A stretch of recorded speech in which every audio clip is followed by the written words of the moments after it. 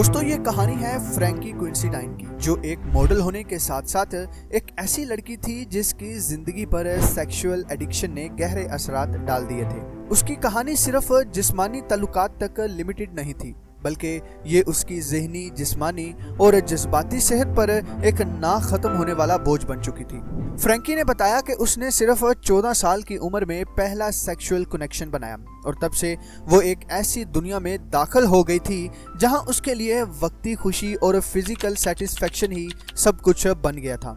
उसे लगा जैसे वो मोहब्बत और ताल्लुक की तलाश में है, मगर दर हकीकत वो एक ऐसी आदत में मुब्तला हो चुकी थी जो उसे हर दिन मजीद अंधेरों में धकेल रही थी। वो बताती है कि 21 साल की उम्र में उसने एक ही दिन में 4 मुख्तलिफ मर्दों के साथ सेक्सुअल कांटेक्ट किया था और 26 साल की उम्र तक पहुंचते पहुंचते वो 130 से ज्यादा मर्दों के साथ ये तजर्बा कर चुकी थी। वो कहती है कि जिंदगी गुजारने का उसका ये तरीका ना सिर्फ उसके जिस्म को नुकसान पहुंचा रहा था, बल्कि उसके दिमाग पर भी गहरे जख्म छोड़ रहा था। हर रात एक नया ताल्लुक, एक नई उम्मीद और फिर सुबह एक नया पछतावा। फ्रैंकी का कहना था कि इस बेकाबू ख्वाहिश ने उसकी जिंदगी को बर्बाद कर दिया था। वो कई बार जिनसी बीमारियों में मुब्तला हो चुकी थी और एक मौका पर तो वो प्रेग्नेंट भी हो गई थी, मगर उसे मालूम ही नहीं था कि उसके बच्चे का बाप कौन है। वो शदीद ज़हनी दबाव का शिकार हो गई थी और बिलाखिर उसने अबॉर्शन करवा लिया।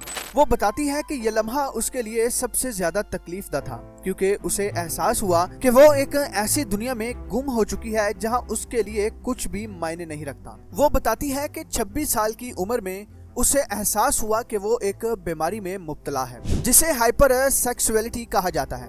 वो उसकी जड़ तक पहुंचने की कोशिश करने लगी और आखिरकार उसने इलाज करवाना शुरू कर दिया। आहिस्ता आहिस्ता वो इस लत से निजात पाने में कामयाब हो गई। फ्रैंकी बताती है कि आज जब वो अपने माजी को याद करती है तो वो खौफजदा हो जाती है। वो सोचती है कि किस तरह एक वक्ती खुशी ने उसे सालों तक ज़हनी और जिस्मानी अजियत में मुब्तला रखा। वो अपनी कहानी को दुनिया के सामने लाकर दूसरे लोगों को ये सिखाना चाहती है कि वक्ती ख्वाहिशात के पीछे भागने का अंजाम हमेशा अच्छा नहीं होता। वो दूसरों को इस अंधेरे में गुम हो जाने से बचाने के लिए अपनी कहानी सुनाने में कोई हिचकिचाहट महसूस नहीं करती, क्योंकि वो जानती है कि अगर कोई वक्त पर संभल जाए तो जिंदगी को बचाया जा सकता है।